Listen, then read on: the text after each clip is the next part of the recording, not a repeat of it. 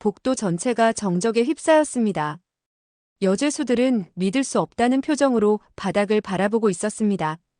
15년 동안 이곳의 절대 권력자였던 한진숙이 차가운 바닥에 쓰러져 있었기 때문입니다. 그 앞에는 작고 마른 체구의 여성이 조용히 서 있었습니다. 2달 전만 해도 모든 사람에게 무시당하던 그 평범한 초범이었습니다. 한 죄수가 작게 중얼거렸습니다. 말도 안 된다고 이런 일이 일어날 수 있느냐고 말입니다. 한진숙을 쓰러뜨린다는 것은 상상조차 할 수 없는 일이었습니다. 조직폭력배 출신의 무기징역수인 그녀는 교도소 안에서 누구도 건드릴 수 없는 존재였습니다. 하지만 지금 그녀는 완전히 제압당해 있었습니다. 간수들이 당황하며 서로에게 물었습니다. 대체 저 여자가 누구냐고, 어떻게 이런 일이 가능하냐고 말입니다. 박미나라고 알려진 그 여성은 단순 폭행죄로 들어온 초범이었습니다. 조용하고 말이 없으며 누구에게나 고개를 숙이고 다니던 평범한 사람이었습니다. 그런데 어떻게 한진숙을 이렇게 만들 수 있었을까요? 여러분, 이 놀라운 반전의 전체 이야기가 궁금하시다면 잠시만 구독 버튼을 눌러주세요. 평범해 보이는 사람들의 숨겨진 이야기를 매일 전해드립니다. 알림 설정까지 해두시면 더욱 좋겠죠. 이제 2달 전으로 돌아가 보겠습니다. 모든 것이 시작된 그날로 말입니다. 2월의 차가운 아침이었습니다. 간수가 큰 소리로 호명했습니다. 199번 박미나라고 외쳤습니다. 호명을 받은 여성이 떨리는 목소리로 대답했습니다. 31살의 박미나는 키 160cm에 체중 45kg의 작고 마른 체구였습니다. 단정히 묶은 머리에 화장기 없는 얼굴은 누가 봐도 평범한 일반인이었습니다. 폭행죄로 1년형을 받고 들어온 초범이었습니다. 한진숙이 위압적인 목소리로 이름을 물었습니다. 45세의 한진숙은 키 170cm의 근육질 몸매를 자랑하는 대형 여성이었습니다. 15년 전 조직폭력배 간부로 활동하다 살인죄로 무기징역을 받았지만 교도소 안에서는 오히려 더 큰 권력을 누리고 있었습니다. 박미나가 작고 떨리는 목소리로 자신의 이름을 말했습니다. 한진숙이 목소리가 왜 이렇게 작으냐며 크게 말하라고 소리쳤습니다. 박미나가 다시 한번 자신의 이름을 큰 소리로 말했습니다. 한진숙이 비웃으며 신입들을 길들이기 시작했습니다. 이것은 그녀의 오래된 취미였습니다. 먼저 여기 룰을 아느냐고 물었습니다. 박미나가 모른다고 대답했습니다. 한진숙이 3가지 규칙을 설명했습니다. 첫째, 자신이 언니라는 것. 둘째, 자신의 말은 곧 법이라는 것. 셋째, 까불면 죽는다는 것이었습니다. 박미나가 고개를 끄덕이며 알아들었다고 표현했습니다. 다른 죄수들은 이 광경을 지켜보며 안도의 한숨을 쉬었습니다. 또 다른 희생양이 정해진 것이었습니다. 이제 한동안은 자신들이 괴롭힘을 받을 일이 줄어들 것이었습니다. 한진숙이 무슨 죄로 들어왔는지 물었습니다. 박미나가 폭행죄라고 답했습니다. 한진숙이 의외라는 표정을 지었습니다. 그렇게 깡마른 사람이 누구를 때렸다는 것인지 의문을 표했습니다. 한진숙이 박미나의 턱을 거칠게 잡아 올렸습니다. 박미나의 눈에는 두려움과 위축감만이 가득했습니다. 박미나가 설명했습니다. 시집가기 전에 시어머니하고 싸웠고 그때 실수로 손을 댔다고 말했습니다. 한진숙이 고부 갈등이라며 정말 흔한 스토리라고 비웃었습니다. 하지만 여기서는 그런 것이 상관없다고 말했습니다. 박미나가 범죄자라는 것만 중요하다고 강조했습니다. 박미나가 고개를 떨어뜨렸습니다. 한진숙이 왜 이렇게 말라깽이인지 물었습니다. 감옥 오기 전에 굶고 살았느냐고 추궁했습니다. 박미나가 아니라고 하면서 원래 많이 못 먹는다고 설명했습니다. 한진숙이 원래 허약한 체질이라며 그럼 여기서 더 힘들 것이라고 말했습니다. 주변 죄수들이 킥킥거리며 웃었습니다. 박미나 같은 약한 타입은 교도소에서 살아남기 어렵다는 것을 모두가 알고 있었습니다. 한진숙이 일단 자신들 방으로 오라고 명령했습니다. 특별히 알려주겠다고 했습니다. 여기서 어떻게 살아야 하는지 가르쳐주겠다고 말했습니다. 박미나가 한진숙을 따라 감방으로 향했습니다. 4인실은 8명이 함께 쓰는 공간이었는데 한진숙이 절대 권력자였습니다. 한진숙이 자리를 배정하며 규칙을 설명했습니다. 이곳이 자신의 자리이고 저곳이 박미나의 자리라고 알려주었습니다. 그런데 지켜야 할 규칙들이 있다고 경고했습니다. 3가지 추가 규칙이 있었습니다. 첫째, 아침에 일어나면 한진숙의 이불부터 정리할 것. 둘째, 세면할 때 한진숙이 먼저 할 것. 셋째, 밥 받아올 때도 한진숙의 목부터 받아올 것이었습니다. 박미나가 알겠다고 조용히 대답했습니다. 한진숙이 가장 중요한 것을 강조했습니다. 절대 고자질하지 말라는 것이었습니다. 간수들에게 뭔가 말하려거든 자신에게 먼저 허락받으라고 명령했습니다. 이것을 어기면 진짜 죽는 줄 알라고 위협했습니다. 박미나가 작게 알겠다고 대답했습니다. 그날 밤 박미나는 딱딱한 바닥에 누워 천장을 바라봤습니다. 다른 죄수들의 코 고는 소리가 들렸지만 잠이 오지 않았습니다.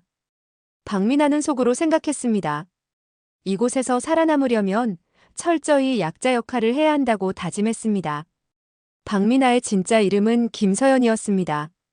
특전사 출신 강력계 형사였지만 지금은 완벽한 위장이 필요했습니다. 최근 이 교도소에서 연속으로 발생한 여죄수들의 의문사가 있었습니다. 겉으로는 자살로 처리되었지만 내부 고발에 의해 타살 가능성이 제기되었습니다. 하지만 정식 수사로는 진실을 밝힐 수 없었습니다. 그래서 서연이 직접 들어온 것이었습니다. 서연은 속으로 계획을 세웠습니다. 최소 2달은 완전한 약자로 지내야 한다고 생각했습니다. 그래야 진짜 권력 구조를 파악할 수 있을 것이었습니다. 서연은 한진숙과 교도소장 사이의 관계를 눈치채고 있었습니다. 겉으로는 대립하는 것처럼 보이지만 묘하게 균형을 이루고 있었습니다. 뭔가 거래가 있을 것이라고 추측했지만 아직은 확실하지 않았습니다. 서연이 눈을 감았습니다. 내일부터 본격적인 연기가 시작될 것이었습니다. 박미나의 첫 번째 아침이 시작되었습니다.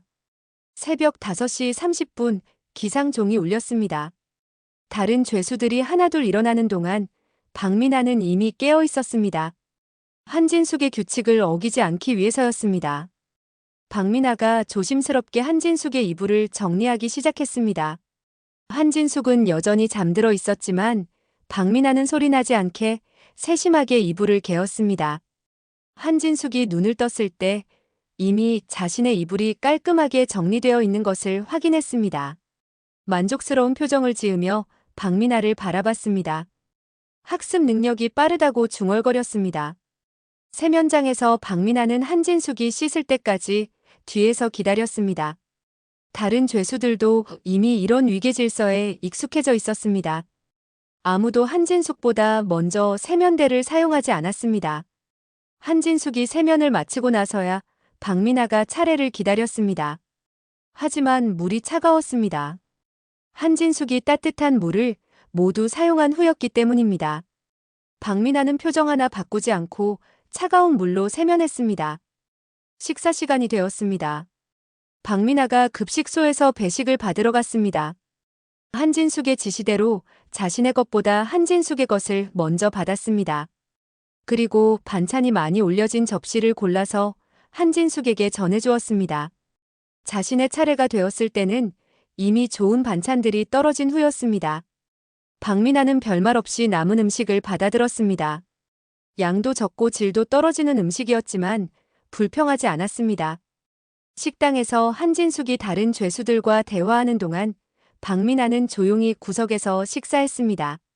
대화에 끼어들려 하지도 않았고 관심을 보이지도 않았습니다. 하지만 박미나는 모든 대화를 주의 깊게 듣고 있었습니다.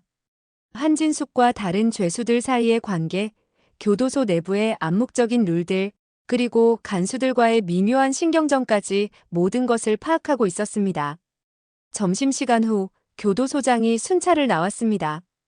50대 중반의 최 교도소장은 겉보기에는 품이 있는 공무원 같았습니다. 하지만 박미나는 그의 시선이 여죄수들을 훑는 방식에서 불쾌한 기운을 느꼈습니다. 교도소장이 한진숙에게 다가갔습니다. 겉으로는 업무적인 대화를 나누는 것 같았지만 둘 사이에는 묘한 긴장감이 흘렀습니다. 교도소장이 최근 들어 죄수들이 말을 잘 듣는다며 만족해한다고 말했습니다. 한진숙이 자신이 잘 관리하고 있다고 답했습니다. 교도소장이 그래서 고맙다며 앞으로도 계속 협조해달라고 당부했습니다. 박민아는 이 대화에서 뭔가 이상한 점을 발견했습니다. 일반적으로 교도소장과 수감자 사이에는 명확한 위계가 있어야 했습니다. 하지만 이 둘 사이에는 마치 동등한 파트너십 같은 것이 느껴졌습니다. 서로가 서로를 필요로 하는 관계였습니다. 오후 작업 시간이 되었습니다. 박민아는 세탁실에 배정되었습니다. 한진숙의 지시로 가장 힘든 작업장으로 보내진 것이었습니다. 세탁실은 습도가 높고 온도가 높아서 체력 소모가 심한 곳이었습니다. 박민아는 묵묵히 세탁기에서 나오는 뜨거운 빨래들을 정리했습니다. 땀이 흘러도 불평하지 않았습니다. 오히려 다른 죄수들이 힘들어할 때 자연스럽게 도움을 주었습니다. 세탁실에서 일하는 다른 죄수들이 박민아에게 관심을 보이기 시작했습니다. 20대 초반의 박수진이 먼저 말을 걸어왔습니다. 사기죄로 들어온 초범이었는데 박민아처럼 한진숙에게 괴롭힘을 당하고 있었습니다. 박수진이 조심스럽게 물었습니다. 한진숙 언니가 너무 무섭지 않느냐고 말했습니다. 박민아가 그냥 참아야 한다고 담담하게 답했습니다. 여기서는 힘센 사람의 말을 들어야 산다고 덧붙였습니다. 박수진이 안타까운 표정을 지었습니다. 자신도 비슷한 처지라며 서로 의지하며 지내자고 제안했습니다. 박민아가 고개를 끄덕였습니다. 하지만 이 대화를 한진숙의 신복인 조은경이 듣고 있었습니다. 조은경은 40대 여성으로 절도죄로 복역 중이었는데 한진숙에게 충성하는 대가로 특혜를 받고 있었습니다. 저녁 시간이 되었습니다. 박민아가 다시 한진숙의 식사를 먼저 받아오고 자신은 나중에 받았습니다. 이번에도 별로 좋지 않은 음식이었지만 감사히 받아 먹었습니다. 조은경이 한진숙에게 귓속말로 뭔가를 전했습니다. 박민아와 박수진이 세탁실에서 대화를 나눴다는 내용이었습니다. 한진숙이 박민아를 예리한 눈으로 바라봤습니다. 한진숙이 박민아를 불렀습니다. 박수진과 무슨 얘기를 했는지 물었습니다. 박민아가 솔직하게 답했습니다.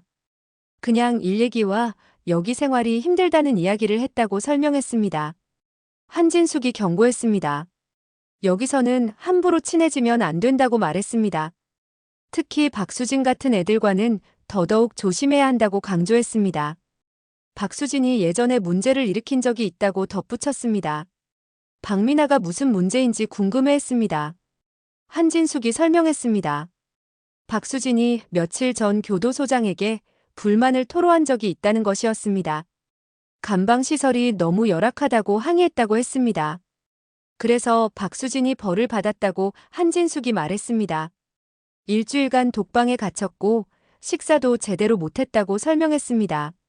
그런 일을 겪고도 아직 정신을 못 차렸다며 혀를 찼습니다. 박민아는 이 이야기를 들으며 중요한 정보를 얻었습니다. 교도소장과 한진숙이 정말로 연결되어 있다는 확신을 갖게 되었습니다. 박수진의 항의가 한진숙에게까지 전달되었다는 것은 둘 사이에 정보 공유가 이루어지고 있다는 뜻이었습니다. 밤이 되었습니다. 박민아는 다시 딱딱한 바닥에 누웠습니다. 다른 죄수들이 잠들기를 기다렸습니다. 모든 사람이 잠든 후 박민아는 조용히 일어났습니다. 화장실에 간다는 핑계로 복도로 나왔습니다.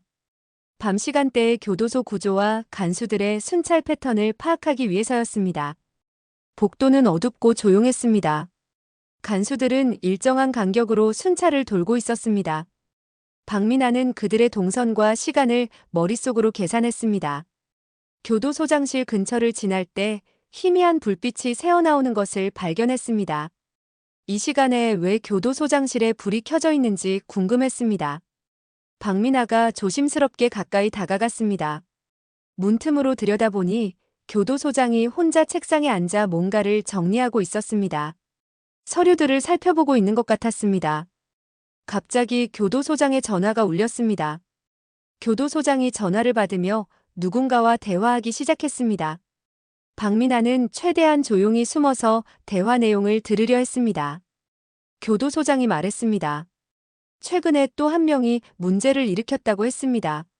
하지만 한진숙이 잘 처리했다고 안심시켰습니다. 앞으로도 이런 식으로 관리하면 별 문제 없을 것이라고 확신한다고 말했습니다. 전화 상대방이 뭔가 우려를 표했는지 교도소장이 걱정하지 말라고 답했습니다. 자신들만의 방식이 있다고 자신했습니다. 돈도 계속 들어오고 있고 외부에서는 아무것도 모르고 있다고 말했습니다. 박민아는 이 대화에서 결정적인 단서를 얻었습니다. 교도소장과 외부 세력 사이에 금전적 거래가 있다는 것이었습니다. 그리고 한진숙이 그 거래의 핵심 역할을 하고 있다는 것도 확인했습니다.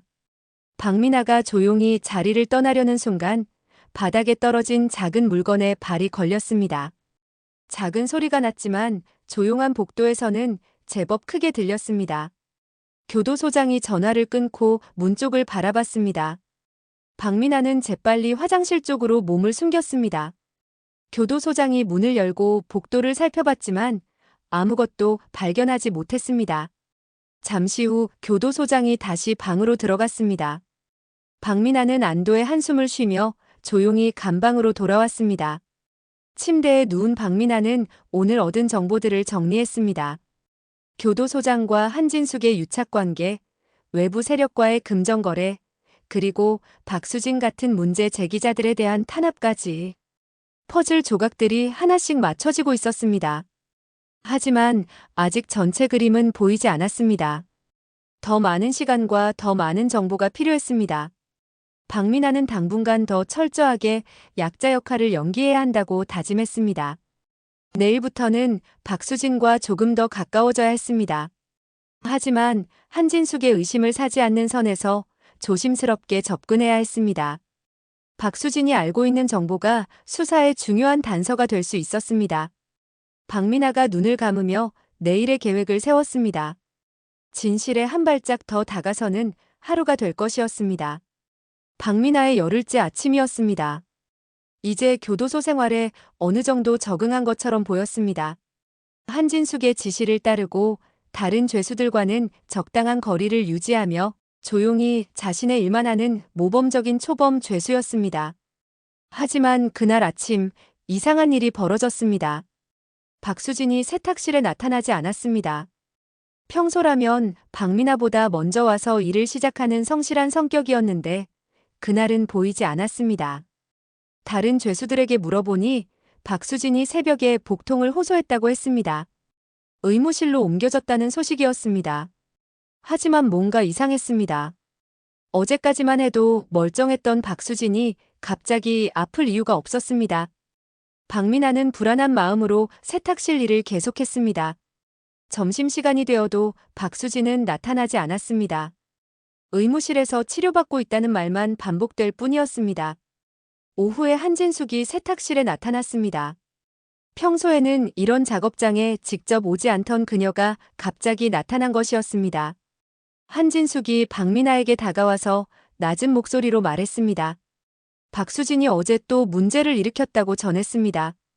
교도관에게 불만을 제기했다는 것이었습니다. 감방이 너무 춥다고 난방시설을 점검해달라고 요구했다고 했습니다. 한진숙이 혀를 찼습니다.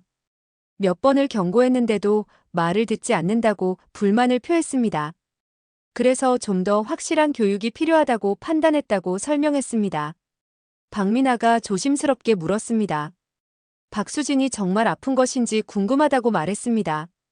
한진숙이 차가운 눈빛으로 박민아를 바라봤습니다. 한진숙이 경고조로 말했습니다. 박민아가 왜 박수진에게 그렇게 관심이 많은지 의문이라고 했습니다. 혹시 둘 사이에 뭔가 특별한 관계가 있는 것은 아닌지 의심한다고 덧붙였습니다. 박민아가 재빨리 해명했습니다. 그냥 같은 작업장에서 일하던 동료라서 걱정이 된다고 설명했습니다. 다른 의미는 전혀 없다고 강조했습니다. 한진숙이 잠시 박민아를 지켜본 후 말했습니다. 여기서는 불필요한 동정심을 갖지 말라고 충고했습니다. 각자 자기 일만 하면 된다고 강조했습니다. 그날 저녁 박수진이 감방으로 돌아왔습니다. 하지만 예전의 활기찬 모습은 찾아볼 수 없었습니다. 얼굴이 창백했고 걸음걸이도 어색했습니다. 박미나가 박수진에게 괜찮은지 물었습니다. 박수진이 고개를 끄덕이며 괜찮다고 답했지만 목소리에는 힘이 없었습니다. 그리고 박미나와 눈을 마주치지 않으려 했습니다. 그날 밤 박미나는 다시 화장실 핑계로 복도에 나왔습니다. 박수진의 상태가 너무 이상해서 확인해보고 싶었습니다. 의무실 근처를 지날 때 간수 한 명이 교도소장실로 들어가는 것을 봤습니다. 박미나가 조심스럽게 뒤따라갔습니다. 교도소장실에서 대화 소리가 들렸습니다. 교도소장과 강간수가 뭔가를 논의하고 있었습니다. 강간수는 40대 여성으로 교도소장의 측근이었습니다. 강간수가 보고했습니다. 박수진에게 경고차 약간의 교육을 실시했다고 말했습니다. 앞으로는 함부로 불만을 제기하지 않을 것이라고 확신한다고 덧붙였습니다. 교도소장이 만족스러워했습니다. 이런 식으로 관리하면 다른 죄수들에게도 본보기가 된다고 평가했습니다. 질서 유지에 도움이 된다고 말했습니다. 그런데 강간수가 우려를 표했습니다. 박미나라는 신입이 박수진에게 관심을 보이고 있다고 보고했습니다. 혹시 문제가 될 수도 있다고 걱정했습니다. 교도소장이 박미나에 대해 물었습니다. 어떤 죄수인지 설명해달라고 요청했습니다. 강간수가 답했습니다. 폭행죄로 들어온 초범이고 조용한 성격이라고 설명했습니다. 교도소장이 한진숙에게 맡기면 된다고 판단했습니다. 한진숙이 알아서 잘 관리할 것이라고 믿는다고 말했습니다. 지금까지 한 번도 실망시킨 적이 없다고 덧붙였습니다. 박미나는 이 대화를 통해 충격적인 사실을 알게 되었습니다. 박수진이 단순히 아픈 것이 아니라 의도적으로 괴롭힘을 당한 것이었습니다. 그리고 자신도 이미 주목받고 있다는 사실이었습니다. 다음 날 아침, 박미나는 평소보다 더 조심스럽게 행동했습니다. 한진숙의 눈치를 살피며 완벽한 복종을 보여주려 노력했습니다. 하지만 세탁실에서 박수진을 만났을 때 박미나는 마음이 아팠습니다. 박수진의 손목에는 멍자국이 있었고 입술도 부어 있었습니다. 분명히 폭행을 당한 흔적이었습니다. 박수진이 박미나에게 조용히 말했습니다. 앞으로는 서로 말을 섞지 말자고 제안했습니다. 자신 때문에 박미나까지 피해를 받을 수 있다고 걱정했습니다. 박미나가 박수진을 걱정한다고 말했습니다. 하지만 박수진이 고개를 저었습니다. 여기서는 각자 살아남는 것이 최선이라고 말했습니다. 그때 조은경이 세탁실에 들어왔습니다.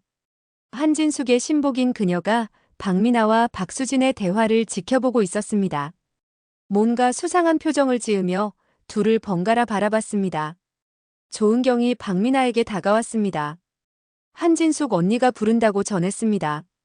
지금 당장 사무실로 오라는 지시였습니다. 박미나가 한진숙이 있는 곳으로 향했습니다. 한진숙은 평소보다 더 차가운 표정을 하고 있었습니다. 박미나를 위아래로 훑어보며 무언가를 판단하는 것 같았습니다. 한진숙이 직설적으로 물었습니다. 박수진과 무슨 대화를 했는지 정확히 말하라고 요구했습니다. 거짓말하면 바로 알 수 있다고 경고했습니다. 박미나가 솔직하게 답했습니다. 박수진이 다쳐서 걱정했고 괜찮은지 물어봤다고 설명했습니다. 박수진이 앞으로는 말을 섞지 말자고 해서 알겠다고 답했다고 덧붙였습니다. 한진숙이 박미나의 눈을 뚫어지게 바라봤습니다. 거짓말을 하는지 확인하려는 것 같았습니다. 한참 후에 한진숙이 만족스러운 표정을 지었습니다. 한진숙이 박미나에게 확실히 못을 박았습니다. 앞으로는 박수진과 일체 접촉하지 말라고 명령했습니다. 업무상 필요한 대화도 최소한으로 줄이라고 지시했습니다. 박미나가 알겠다고 고개를 끄덕였습니다. 한진숙이 덧붙였습니다. 박수진은 문제가 많은 죄수라고 설명했습니다. 관련되면 박미나도 피해를 받을 수 있다고 경고했습니다. 그날 오후 박미나는 혼자서 세탁실 일을 했습니다. 박수진과는 눈도 마주치지 않으려 노력했습니다. 하지만 마음속으로는 분노가 끓어오르고 있었습니다. 이 교도소의 권력 구조가 얼마나 부패했는지 점점 명확해지고 있었습니다. 교도소장과 한진숙이 손을 잡고 죄수들을 억압하고 있었습니다. 불만을 제기하는 사람들은 가혹하게 탄압받았습니다. 박민아는 자신의 임무를 다시 한번 확인했습니다. 이곳에서 벌어지는 부정의를 밝혀내고 피해자들을 구해내야 했습니다. 하지만 아직은 때가 아니었습니다. 저녁 시간에 식당에서 박민아는 다른 죄수들을 관찰했습니다. 모두가 위축되어 있었습니다. 불만이나 의견을 표현하는 사람은 아무도 없었습니다. 한진숙과 교도소장의 시스템이 완벽하게 작동하고 있었습니다. 하지만 박민아는 희망을 포기하지 않았습니다. 박수진 같은 용기 있는 사람들이 있다는 것이 그나마 다행이었습니다. 언젠가는 이 모든 부정의를 바로잡을 기회가 올 것이었습니다. 그날 밤 박민아는 침대에 누워 계획을 세웠습니다. 당분간은 더욱 조심스럽게 행동해야 했습니다. 한진숙의 의심을 완전히 풀고 더 깊숙한 곳까지 파고들어야 했습니다. 박수진에게는 미안했지만 지금은 거리를 두는 것이 서로에게 도움이 될 것이었습니다. 대신 다른 방법으로 이곳의 진실을 파헤쳐야 했습니다. 박민아가 결심했습니다. 앞으로 일주일간은 완벽한 모범 죄수 역할을 할 것이었습니다. 한진숙의 신뢰를 얻어야 더 중요한 정보에 접근할 수 있을 것이었습니다. 하지만 마음 한편으로는 다른 생각도 들었습니다. 언제까지 이렇게 참고만 있어야 할까요? 박수진 같은 피해자들을 지켜보면서도 아무것도 할 수 없다는 것이 너무 괴로웠습니다. 박민아는 주먹을 꽉 쥐었습니다. 조금만 더 참으면 됐습니다. 진실을 밝혀낼 기회가 반드시 올 것이었습니다. 그때까지는 완벽한 위장을 유지해야 했습니다. 박민아의 20번째 아침이었습니다. 지난 일주일간 박민아는 완벽한 모범 죄수 역할을 해왔습니다. 한진숙의 모든 지시를 따랐고 다른 죄수들과는 거리를 두었으며 불만 한마디 없이 주어진 일만 했습니다.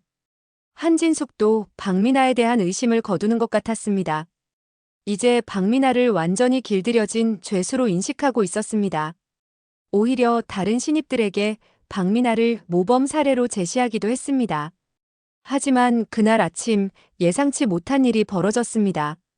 새로 들어온 죄수가 있었습니다. 20대 후반의 김정희라는 여성이었습니다. 마약 사용 혐의로 들어온 초범이었는데 첫날부터 반항적인 태도를 보였습니다. 김정희는 한진숙의 규칙 설명을 들으면서 코웃음을 쳤습니다.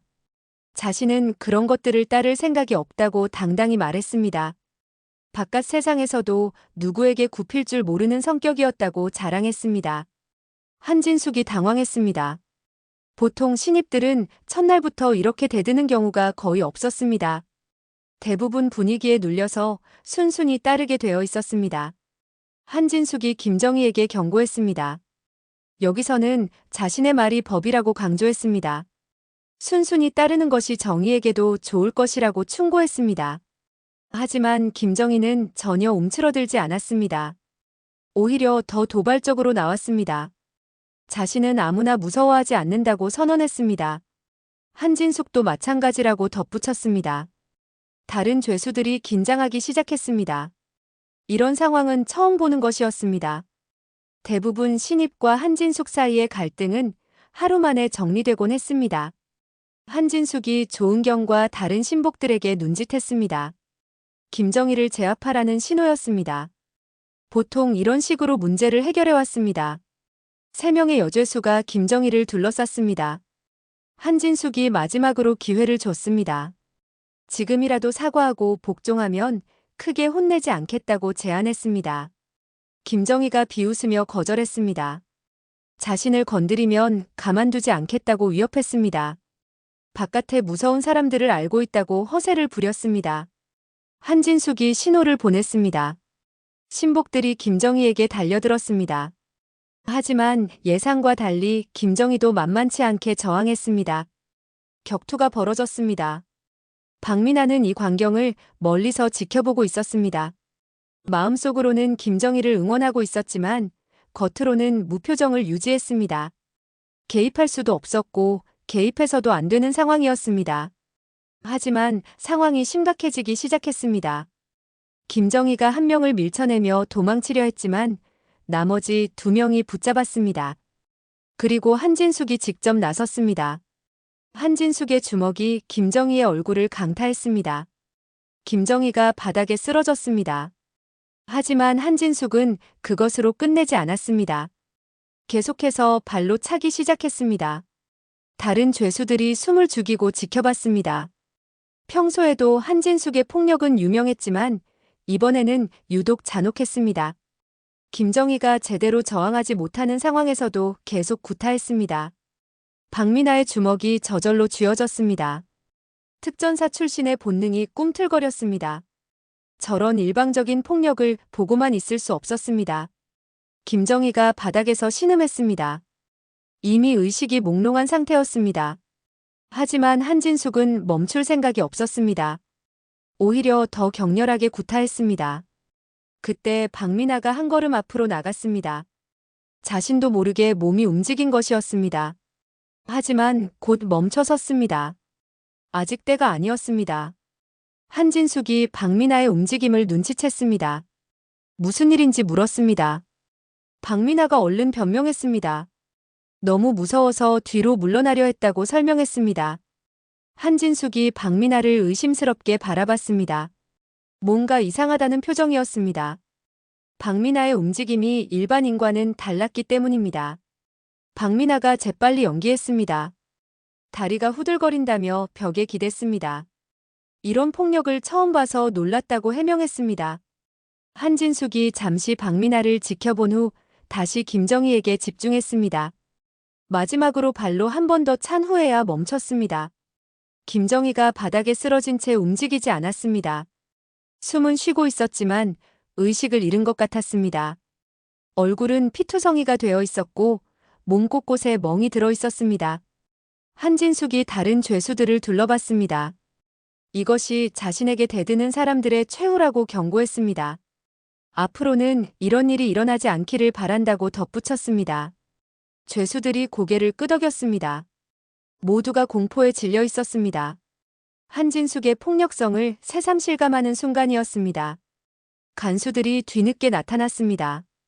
소란이 일어났다는 신고를 받고 온 것이었습니다.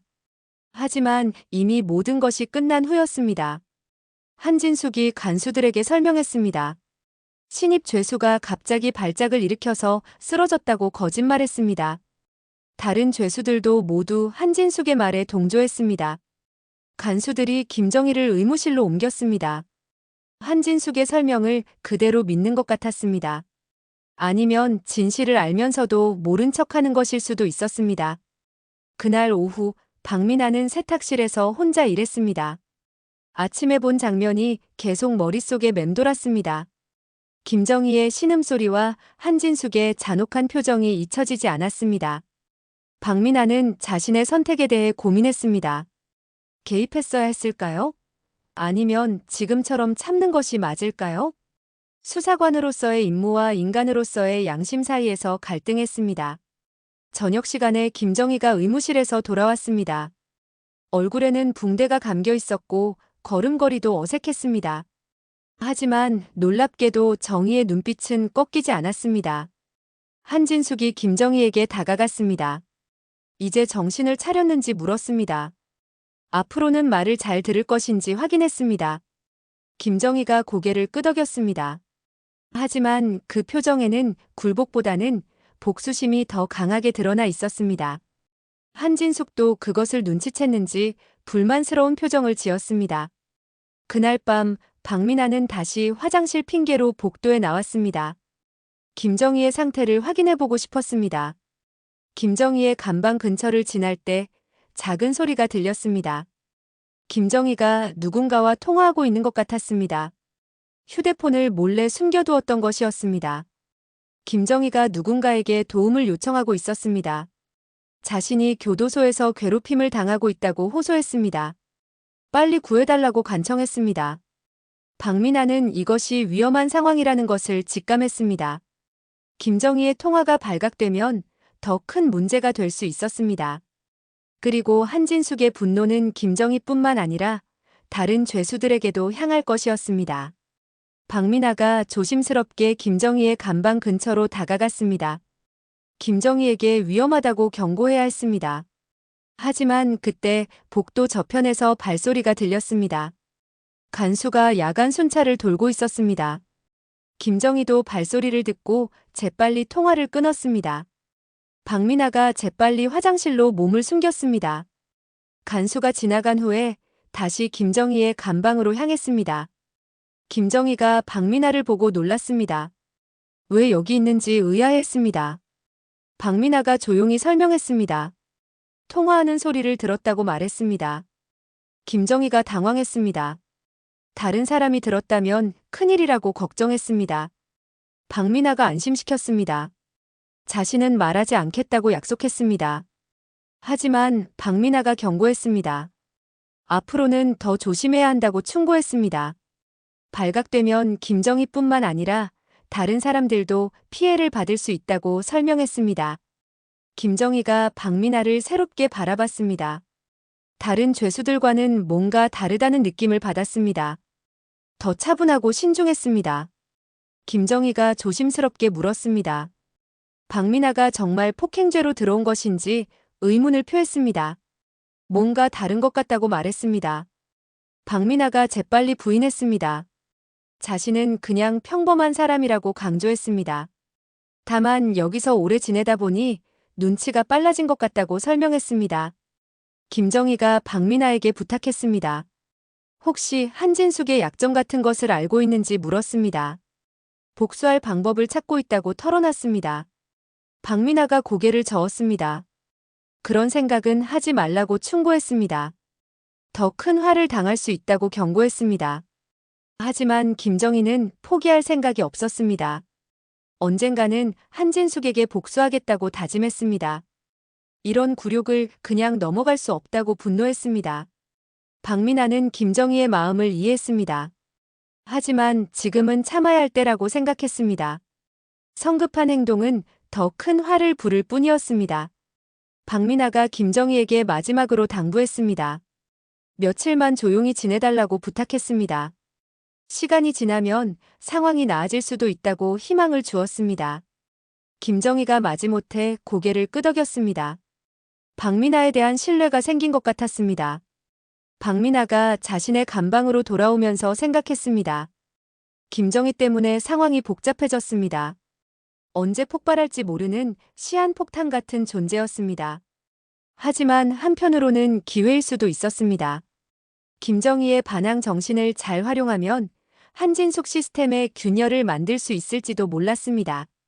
박미나는 조심스럽게 계획을 세우기 시작했습니다. 아직 자신의 정체를 드러낼 때는 아니었지만 언젠가는 김정희 같은 사람들과 함께 싸워야 할 날이 올 것이었습니다. 박미나의 25번째 아침이었습니다. 김정희가 들어온 지 닷새가 지났지만 교도소의 분위기는 여전히 긴장되어 있었습니다. 한진숙의 폭력 이후 모든 죄수들이 더욱 조용해졌습니다. 아무도 한진숙의 눈에 거슬리려 하지 않았습니다. 하지만 김정희는 달랐습니다. 겉으로는 순종하는 척했지만 눈빛만은 여전히 반항적이었습니다. 박미나는 김정희가 언젠가 다시 문제를 일으킬 것이라고 예감했습니다. 그 예감은 그날 오후에 현실이 되었습니다. 점심시간 후 휴식 시간에 김정희가 화장실에서 한진숙의 신복 조은경과 마주쳤습니다. 조은경이 김정희에게 비꼬는 말을 했습니다. 요즘 얌전해졌다며 그제서야 정신을 차린 것 같다고 놀렸습니다. 김정희가 참지 못하고 대답했습니다. 자신은 아직 정신이 멀쩡하다고 말했습니다. 오히려 여기 있는 사람들이 정신이 나간 것 같다고 반박했습니다. 조은경이 화를 냈습니다. 감히 자신에게 그런 식으로 말하느냐고 소리쳤습니다. 한진숙 언니에게 당장 보고하겠다고 위협했습니다. 김정희가 조은경을 밀쳤습니다. 조은경이 화장실 벽에 부딪히며 넘어졌습니다. 머리를 벽에 부딪혀서 작은 상처가 났습니다. 조은경이 비명을 지르며 일어났습니다. 한진숙 언니를 부르기 시작했습니다. 큰 소리가 복도까지 들렸습니다. 한진숙이 신복들과 함께 화장실로 달려왔습니다. 조은경이 울면서 김정희가 자신을 공격했다고 고발했습니다. 머리에서 피가 나고 있다며 증거를 보여줬습니다. 한진숙의 얼굴이 분노로 일그러졌습니다. 김정희가 또 문제를 일으켰다는 것을 확인했습니다. 이번에는 확실하게 처리하겠다고 다짐했습니다. 한진숙이 김정희에게 다가갔습니다. 이제 정말 죽고 싶어졌냐고 위협했습니다. 지난번 교육이 부족했던 것 같다고 중얼거렸습니다. 김정희가 도망치려 했습니다. 하지만 이미 여러 명이 둘러싸고 있었습니다. 한진숙의 신복들이 김정희의 팔을 붙잡았습니다. 한진숙이 주먹을 쥐고 김정희에게 다가갔습니다. 이번에는 정말로 큰 부상을 입힐 작정인 것 같았습니다. 눈빛이 평소보다 더욱 살벌했습니다. 박미나가 이 광경을 멀리서 지켜보고 있었습니다. 다른 죄수들과 함께 복도에 서 있었는데 화장실에서 벌어지는 일이 훤히 보였습니다.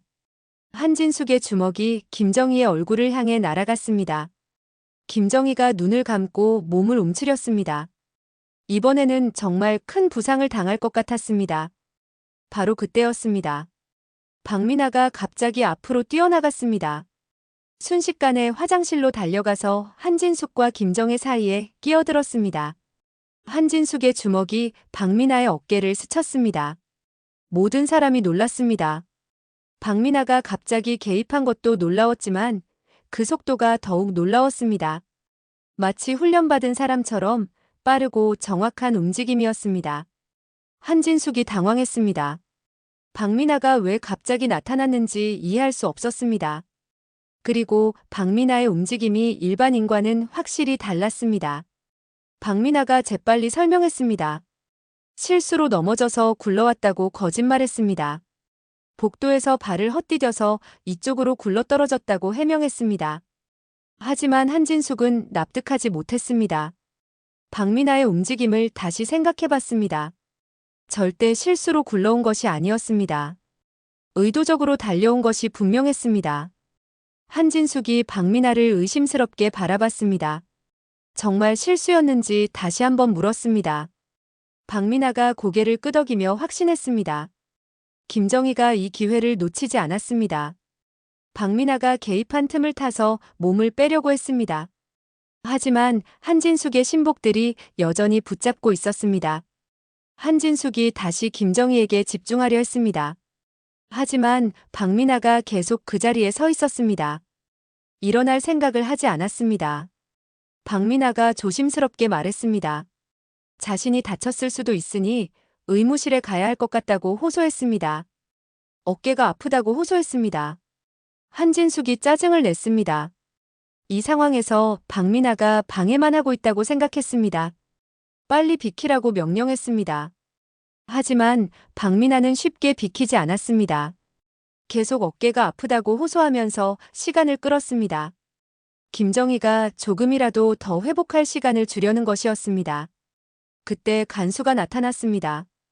화장실에서 소란이 일어났다는 신고를 받고 온 것이었습니다. 한진숙이 당황했습니다.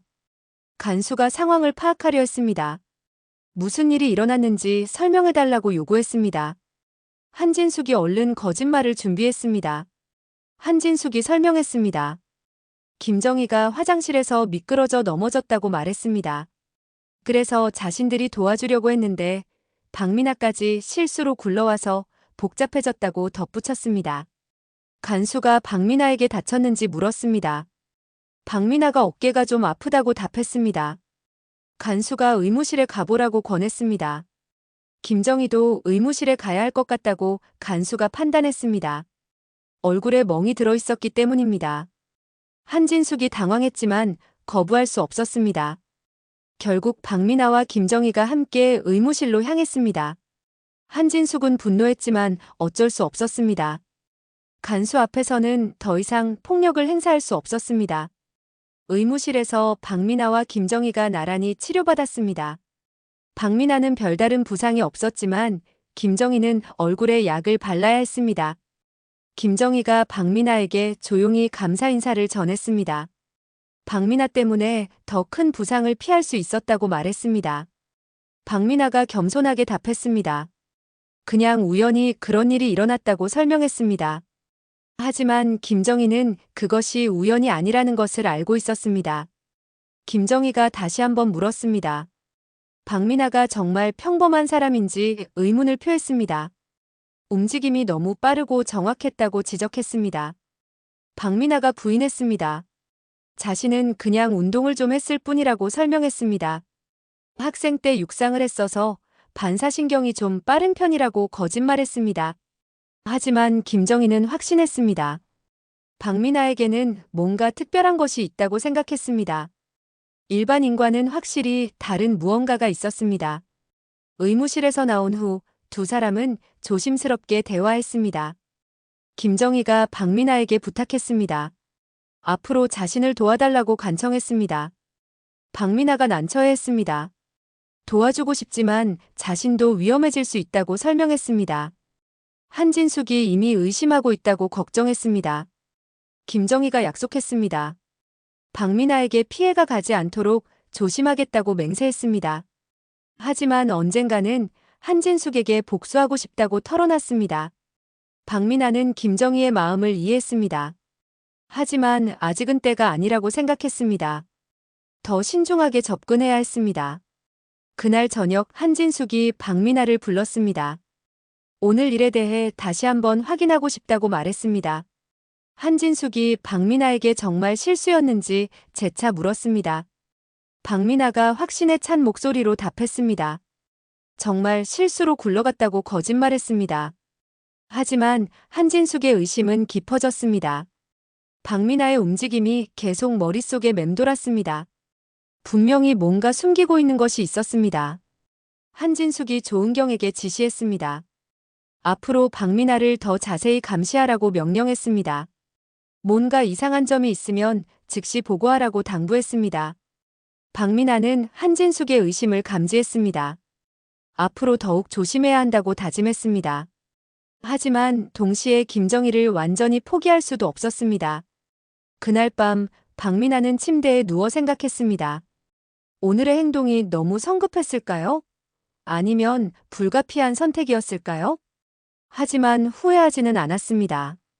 김정희가 더 큰 부상을 당하는 것을 막을 수 있었습니다. 비록 자신의 정체가 의심받게 되었지만 그만한 가치가 있었습니다. 박민아는 앞으로의 계획을 세웠습니다. 한진숙의 의심을 풀기 위해 더욱 조심스럽게 행동해야 했습니다. 하지만 동시에 김정희와의 연대도 유지해야 했습니다. 언젠가는 이 모든 부정의를 바로잡을 날이 올 것이었습니다. 그때까지는 참고 기다려야 했습니다. 하지만 그날이 점점 가까워지고 있다는 것을 느낄 수 있었습니다. 박민아의 30번째 아침이었습니다. 지난 며칠간 한진숙의 감시가 더욱 심해졌습니다. 조은경을 비롯한 신복들이 박민아의 일거수일투족을 지켜봤습니다. 심지어 화장실에 갈 때도 누군가가 따라다녔습니다. 박민아는 최대한 평범하게 행동하려 노력했습니다. 하지만 한진숙의 의심은 쉽게 가시지 않았습니다. 오히려 시간이 지날수록 더욱 깊어지는 것 같았습니다. 그날 오후 결정적인 사건이 벌어졌습니다. 김정희가 또다시 문제를 일으켰습니다. 이번에는 식당에서였습니다. 한진숙의 신복 중 한 명이 김정희의 식사를 일부러 바닥에 엎질렀습니다. 그리고 김정희에게 다시 받아오라고 명령했습니다. 김정희가 분노했습니다. 이런 식의 괴롭힘에 더 이상 참을 수 없다고 소리쳤습니다. 다른 죄수들이 모두 지켜보는 가운데 큰 소리로 항의했습니다. 한진숙이 나타났습니다. 김정희가 또 말썽을 피우고 있다는 보고를 받고 온 것이었습니다. 이번에는 정말로 참을 한계를 넘었다고 판단했습니다.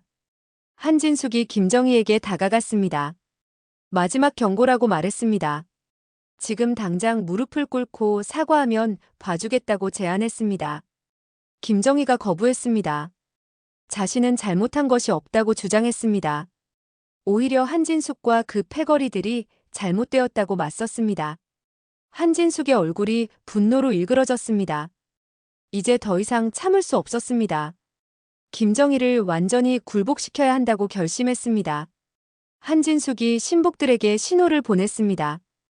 6명의 여죄수가 김정희를 둘러쌌습니다. 이번에는 정말로 크게 다치게 할 작정이었습니다. 박미나가 멀리서 이 광경을 지켜봤습니다. 상황이 심각해지고 있었습니다. 김정희가 6명을 상대로는 도저히 버틸 수 없을 것이었습니다. 한진숙이 직접 나섰습니다. 김정희의 머리채를 잡고 바닥에 무릎을 꿇렸습니다. 김정희가 저항했지만 역부족이었습니다. 한진숙이 김정희의 얼굴을 바닥에 대고 누르기 시작했습니다. 다른 죄수들이 숨을 죽이고 지켜봤습니다. 아무도 감히 개입하려 하지 않았습니다. 김정희가 숨을 쉬기 힘들어했습니다. 얼굴이 점점 빨갛게 변했습니다. 한진숙이 더욱 세게 눌렀습니다. 바로 그때였습니다. 박미나가 갑자기 앞으로 뛰어나갔습니다. 하지만 이번에는 달랐습니다. 어설픈 실수로 위장하지 않았습니다.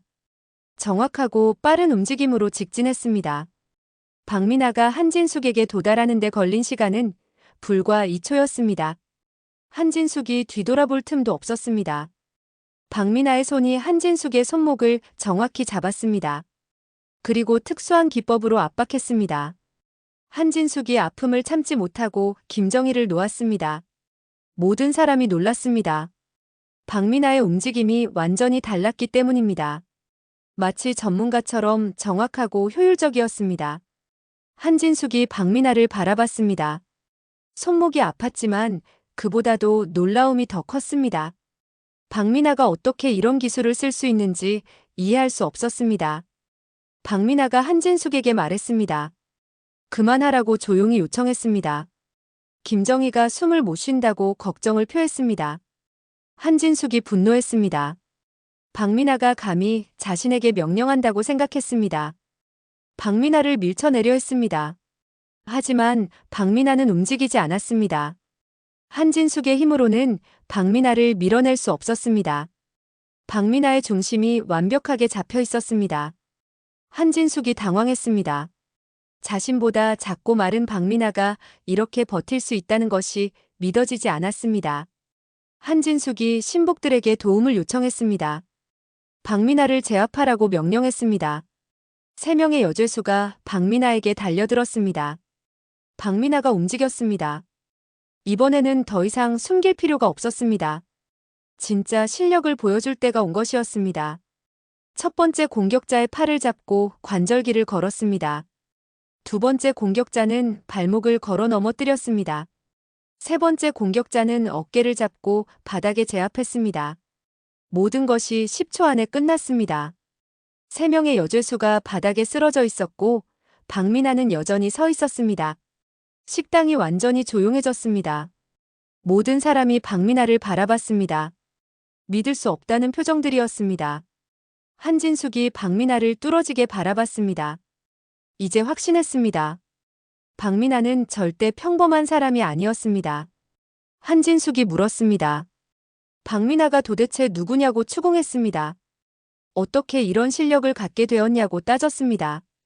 박미나가 답했습니다. 더 이상 숨길 이유가 없었습니다.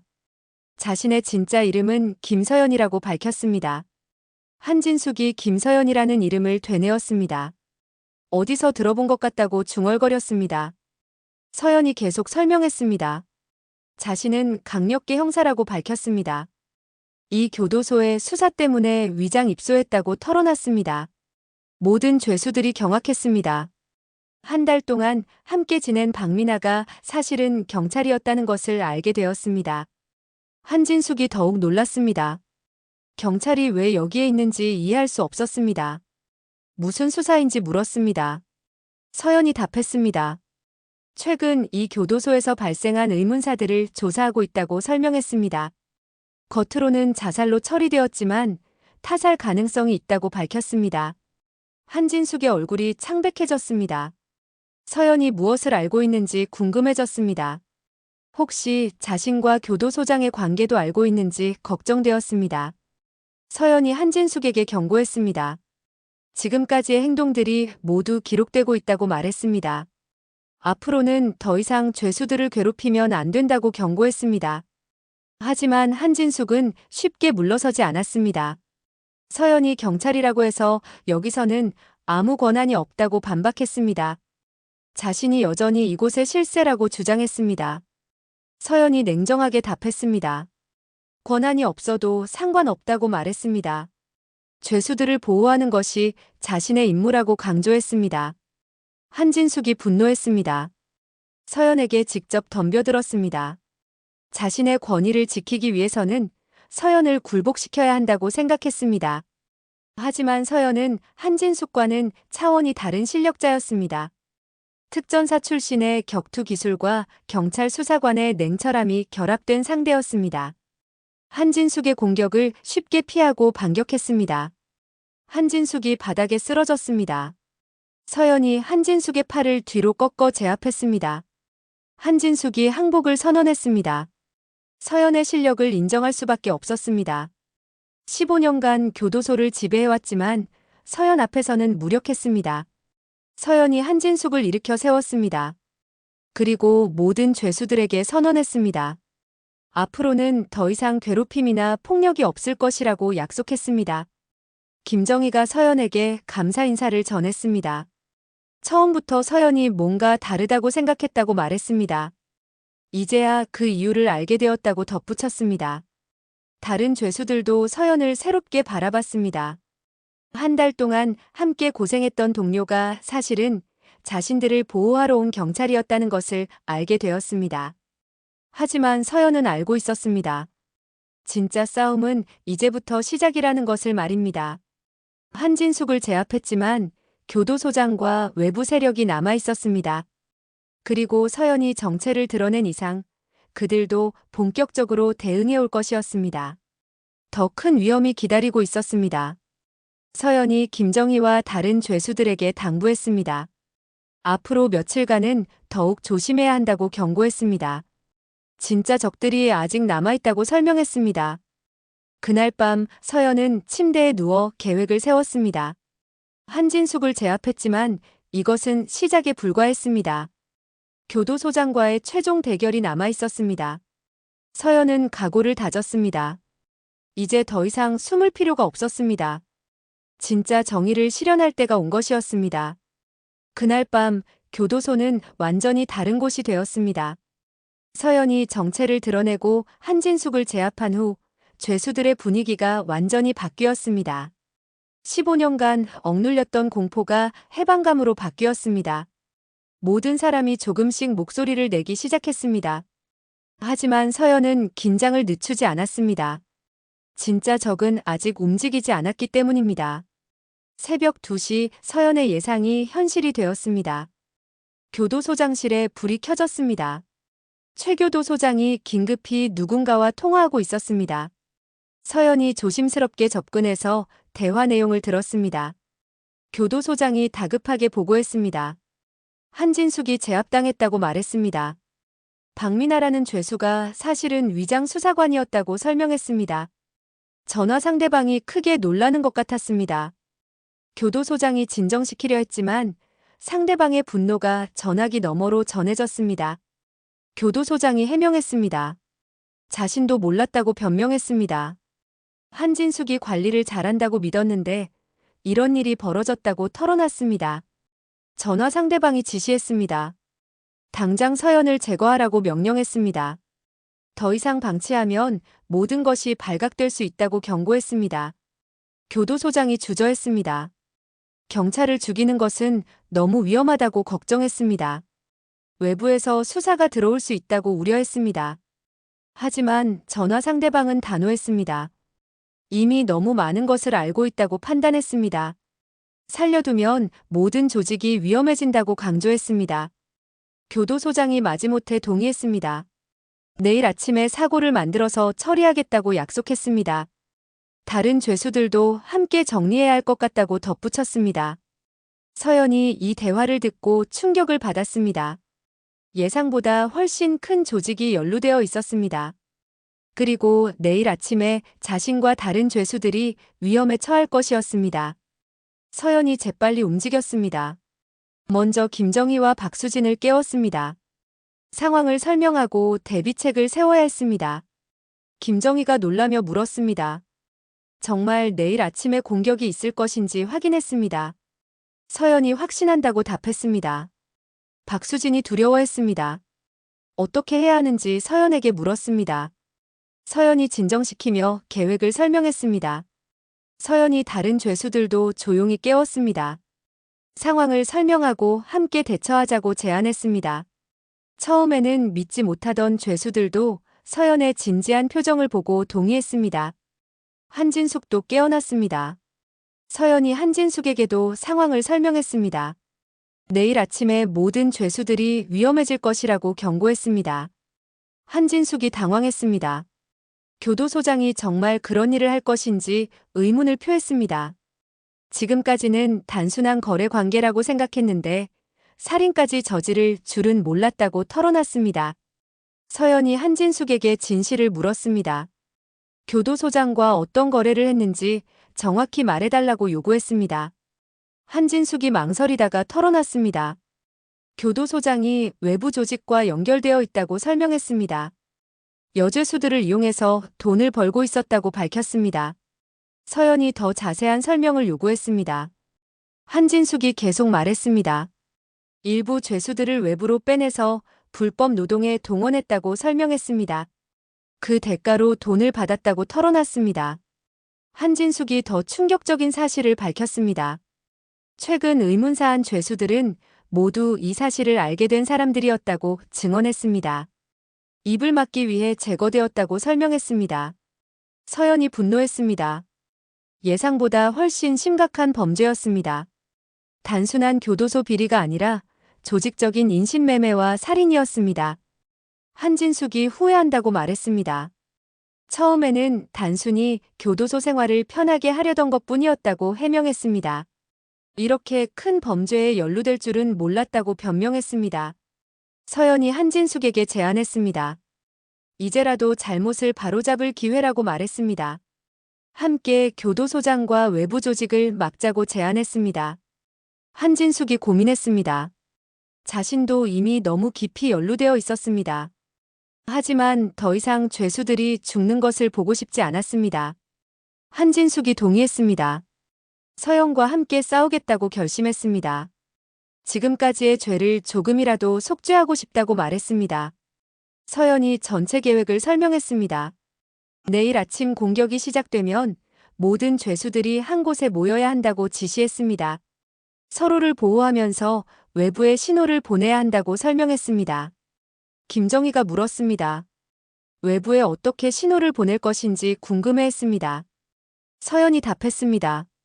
자신의 동료들이 정기적으로 확인하고 있다고 설명했습니다. 서연이 김정희의 휴대폰을 빌렸습니다. 암호화된 메시지를 보내야 했습니다. 동료 형사들에게 상황을 알리고 지원을 요청했습니다. 하지만 메시지를 보내자마자 교도소 내부 경보가 울렸습니다. 교도소장이 통신을 감지한 것 같았습니다. 서연이 모든 죄수들에게 지시했습니다. 즉시 식당으로 모이라고 명령했습니다. 가장 넓고 방어하기 쉬운 공간이었습니다. 죄수들이 재빨리 움직였습니다. 서연의 지휘 아래 질서정연하게 이동했습니다.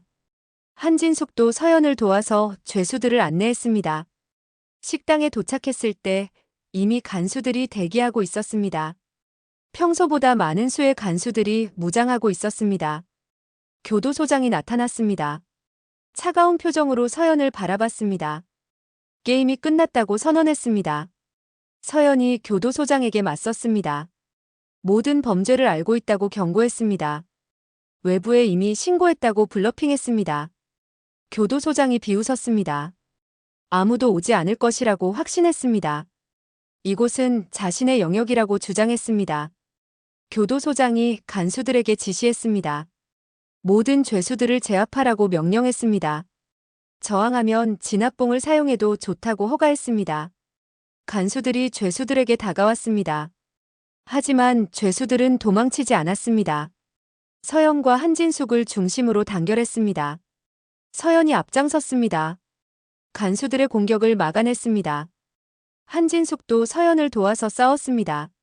15년간 쌓인 격투 경험이 도움이 되었습니다. 김정희와 다른 죄수들도 용기를 냈습니다. 더 이상 당하고만 있지 않았습니다. 서로를 보호하며 저항했습니다. 하지만 간수들이 너무 많았습니다. 서연과 한진숙의 실력에도 한계가 있었습니다. 점점 밀리기 시작했습니다. 교도소장이 만족스러워했습니다. 곧 모든 것이 정리될 것이라고 생각했습니다. 바로 그때였습니다. 교도소 밖에서 사이렌 소리가 들렸습니다. 경찰차들이 도착하고 있었습니다. 서연의 메시지가 제대로 전달되었던 것입니다. 교도소장의 얼굴이 창백해졌습니다. 계획이 틀어졌다는 것을 깨달았습니다. 서연이 외쳤습니다. 지원팀이 도착했다고 알렸습니다. 조금만 더 버티면 된다고 격려했습니다. 죄수들이 다시 힘을 냈습니다. 희망이 보이기 시작했습니다. 서로를 더욱 끈끈하게 보호했습니다. 교도소 정문이 열렸습니다. 특수부대가 진입하고 있었습니다. 서연의 동료들이 구조하러 온 것이었습니다. 교도소장이 마지막 발악을 했습니다. 서연에게 직접 총을 겨눴습니다. 함께 죽자고 위협했습니다. 하지만 한진숙이 교도소장을 막아섰습니다. 자신의 몸으로 서연을 보호했습니다. 총소리가 울렸습니다. 한진숙이 쓰러졌습니다. 하지만 서연은 무사했습니다. 한진숙이 마지막 순간에 진정한 구원을 선택한 것이었습니다. 특수부대가 교도소장을 체포했습니다. 모든 것이 끝났습니다. 15년간의 부정의가 마침내 심판받게 되었습니다. 일주일 후 서연은 정장을 입고 교도소 정문을 나서고 있었습니다. 뒤돌아보니 완전히 달라진 교도소가 보였습니다. 새로운 교도소장이 부임했고 간수들도 대부분 교체되었습니다. 무엇보다 죄수들의 표정이 밝아졌습니다. 수사 결과는 예상보다 더 충격적이었습니다. 최교도소장이 연루된 조직은 전국 5개 교도소에서 비슷한 범죄를 저지르고 있었습니다. 수십 명의 여죄수들이 불법 노동에 동원되었고 진실을 알게 된 16명이 살해되었습니다. 하지만 이제 모든 것이 밝혀졌습니다. 조직의 핵심 인물들이 체포되었고 피해자들의 가족들에게는 진실이 전해졌습니다. 억울하게 자살로 처리되었던 죽음들이 마침내 명예를 회복했습니다. 한진숙은 중환자실에서 치료받고 있었습니다. 총상이 심각했지만 생명에는 지장이 없었습니다. 의사들은 완전히 회복될 것이라고 진단했습니다. 서연이 한진숙을 문병 갔을 때 한진숙은 많이 달라져 있었습니다. 예전의 위압적인 모습은 찾아볼 수 없었습니다. 대신 평화로운 표정을 하고 있었습니다. 한진숙이 서연에게 감사 인사를 전했습니다. 자신을 구원해줘서 고맙다고 말했습니다. 만약 서연이 오지 않았다면 계속 죄악의 늪에 빠져 있었을 것이라고 털어놨습니다. 서연이 답했습니다. 한진숙이 마지막에 올바른 선택을 했다고 평가했습니다. 그것이 진정한 용기였다고 격려했습니다. 한진숙이 앞으로의 계획을 말했습니다. 회복되면 다른 피해자들을 돕는 일을 하고 싶다고 밝혔습니다. 자신이 저지른 잘못을 평생에 걸쳐 속죄하겠다고 다짐했습니다. 서연이 한진숙의 손을 잡았습니다. 진심 어린 격려를 보냈습니다. 한진숙의 변화가 다른 사람들에게도 희망이 될 것이라고 말했습니다. 김정희는 형기를 마치고 사회로 복귀할 준비를 하고 있었습니다. 교도소에서의 경험이 그녀를 완전히 바꿔놓았습니다. 예전의 반항적인 성격은 사라지고 성숙한 모습을 보였습니다. 김정희가 서연에게 편지를 보냈습니다. 서연 덕분에 진정한 용기가 무엇인지 배웠다고 감사를 표했습니다. 앞으로는 자신처럼 어려운 처지에 있는 사람들을 돕고 싶다고 포부를 밝혔습니다. 박수진은 이미 형기를 마치고 나갔습니다. 새로운 직장을 구해서 성실하게 살고 있다는 소식이 전해졌습니다. 가끔 서연에게 안부 전화를 걸어서 근황을 알려주었습니다. 다른 죄수들도 모두 변화했습니다. 교도소 내부의 폭력과 괴롭힘이 사라지자 모든 사람이 재활에 집중할 수 있게 되었습니다. 진정한 교화가 이루어지고 있었습니다. 서연의 상관들은 이번 수사를 높이 평가했습니다.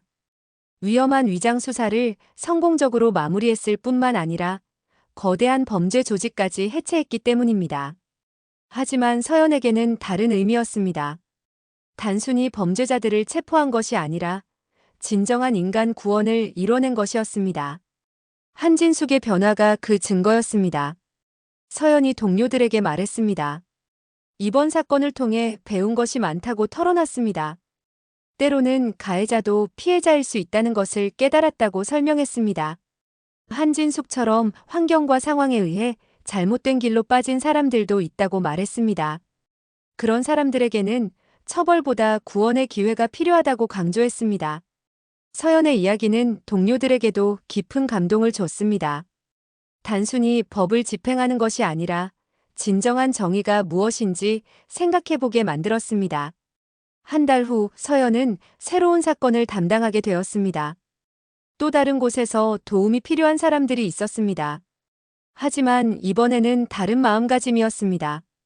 단순히 범죄자를 잡는 것이 목표가 아니었습니다. 진정한 정의를 실현하고 모든 사람에게 구원의 기회를 주는 것이 목표였습니다. 서연이 새로운 수사 현장으로 향하면서 생각했습니다. 세상에는 한진숙처럼 잘못된 길로 빠진 사람들이 많을 것이라고 상상했습니다. 그런 사람들에게도 변화의 기회를 주고 싶었습니다. 교도소 이야기는 끝났지만 서연의 진짜 이야기는 이제 시작이었습니다. 앞으로도 계속해서 정의를 실현하고 사람들을 구원하는 일을 해나갈 것이었습니다. 그리고 언젠가 한진숙이 완전히 회복되어 사회로 복귀할 때 서연은 그녀를 다시 만날 것이었습니다. 이번에는 가해자와 피해자가 아니라 진정한 동료로 만날 것이었습니다. 두 사람이 함께 다른 사람들을 도우며 살아갈 모습을 상상하니 마음이 따뜻해졌습니다. 그것이야말로 진정한 정의의 완성이었습니다. 서연의 이야기를 들으신 여러분은 어떤 생각이 드시나요? 우리는 종종 사람을 선악으로 나누어 판단하곤 합니다. 하지만 세상은 그렇게 단순하지 않을지도 모릅니다. 한진숙처럼 잘못된 환경에서 잘못된 선택을 하게 된 사람들도 있고 서연처럼 그런 사람들에게 구원의 손길을 내미는 사람들도 있습니다. 진정한 정의란 단순히 악을 처벌하는 것이 아니라 모든 사람에게 새로운 기회를 주는 것일지도 모릅니다. 그리고 그런 기회를 통해 한 사람의 인생이 완전히 바뀔 수 있다는 것을 한진숙이 보여주었습니다. 우리 주변에도 도움이 필요한 사람들이 있을 것입니다. 때로는 엄격한 판단보다 따뜻한 이해가 더 큰 변화를 만들어낼 수 있을지도 모릅니다. 서연과 한진숙의 이야기가 여러분의 마음에도 작은 변화를 가져다 주었기를 바랍니다. 그리고 우리 모두가 서로에게 구원의 기회가 되어줄 수 있기를 희망합니다. 이것으로 특전사 출신 강력계 여형사 김서연의 이야기를 마치겠습니다. 끝까지 들어주셔서 감사합니다.